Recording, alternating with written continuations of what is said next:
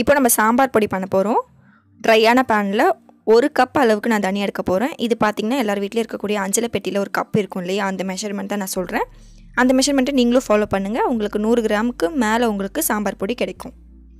இப்போ இதை சின்ன தீயில வச்சு நல்லா பொன்னிறமாக வறுத்துடலாம். இன்னும் நம்ம மணப்பெண் சமையலை சப்ஸ்கிரைப் பண்ணாதவங்க வீடியோ கீழே இருக்க ரெட் கலர் சப்ஸ்கிரைப் பட்டனை ப்ரெஸ் பண்ணுங்கள். பக்கத்தில் இருக்க பெல் ஐக்கானை கிளிக் பண்ணி ஆல் செலக்ட் பண்ணிங்கன்னா உங்களுக்கு மணப்பெண் சமையலோட நோட்டிஃபிகேஷன் கரெக்டாக உங்களுக்கு அப்டேட் ஆகும்.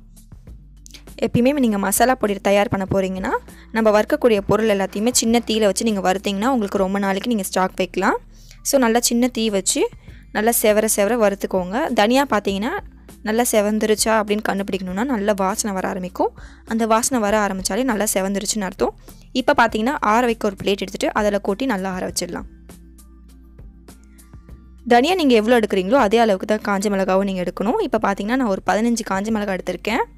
இன்னும் உங்களுக்கு காரம் வேணும்னா நீங்கள் 20 காஞ்ச மிளகாய் கூட எடுக்கலாம். அதாவது 100 கிராம் தனியானா 100 கிராம் அளவுக்கு காஞ்ச மிளகாய் எடுத்துக்கோங்க. இதுவும் நல்லா நமுத்தல் இல்லாமல் நல்லா பொறன்னு ஆகணும். அந்த அளவுக்கு நல்லா வறுத்துக்கோங்க சின்ன தீ வச்சு. அதையும் தனியாவோட சேர்த்துருங்க. அடுத்து பார்த்திங்கன்னா 1/4 கப் அளவுக்கு கடலைப்பருப்பு. 1 கப் அளவுக்கு தனியானா 1/4 கப் அளவுக்கு கடலைப்பருப்பு எடுக்க போகிறோம். கப்போட மெஷர்மெண்ட் பார்த்திங்கன்னா அஞ்சலை பெட்டியில் ஒரு கப் இருக்கும் இல்லையா, அந்த மெஷர்மெண்ட் தான் நான் உங்களுக்கு சொல்லியிருக்கேன். அதே கப்பை ஃபாலோ பண்ணிக்கோங்க. இப்போ பருப்பும் பார்த்திங்கன்னா நல்லா செவந்துருச்சு. நல்லா சின்ன தீயில வச்சு நம்ம செவர வச்சாச்சு. இதையும் அந்த மசாலாவோட சேர்த்துடலாம். அடுத்து அதே கப்பில் 1/4 கப் அளவுக்கு உளுத்தம்பருப்பு போட்டு நல்லா சிறும் தீயில நல்லா செவர வைங்க.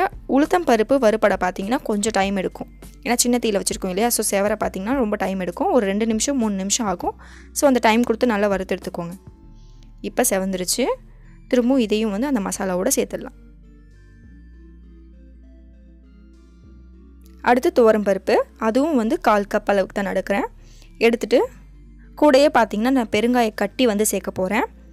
அதாவது இது பொடியாக நீங்கள் சேர்க்குறீங்கன்னா 1 ஸ்பூன் அளவுக்கு நீங்கள் சேர்த்துக்கோங்க. நான் வந்து பெருங்காய கட்டி ஒரு துண்டு சேர்த்துக்கிறேன்.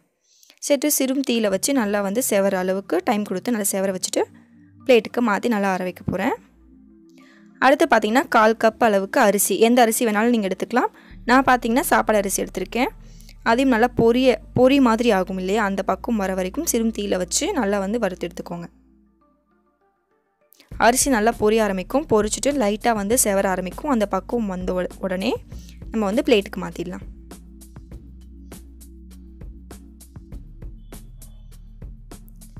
இப்போது இதோட சேர்த்து இதுவும் ஆறட்டும். அடுத்து பார்த்திங்கன்னா 1/4 கப் அளவுக்கு சீரகம். கூடவே பார்த்திங்கன்னா இந்த ஸ்பூனில் 2 ஸ்பூன் அளவுக்கு வெந்தயம் சேர்த்து நான் வந்து நல்லா செவர வைக்க போகிறேன்.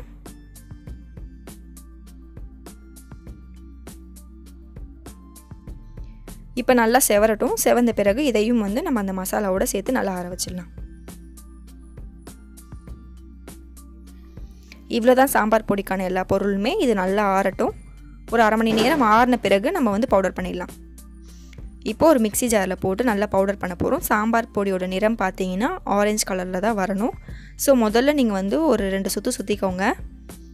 சுற்றின பிறகு நம்ம வந்து முக்கியமான பொருள் சேர்க்க போகிறோம், மஞ்சள் பொடி. 1 ஸ்பூன் அளவுக்கு நீங்கள் மஞ்சள் பொடி சேர்த்துக்கோங்க. அப்போ தான் உங்களுக்கு ஆரஞ்சு நிறம் வந்து கிடைக்கும். இப்போ பார்த்திங்கன்னா நம்மளோட சாம்பார் பொடி நல்லா மணக்க ரெடி ஆகிடுச்சு.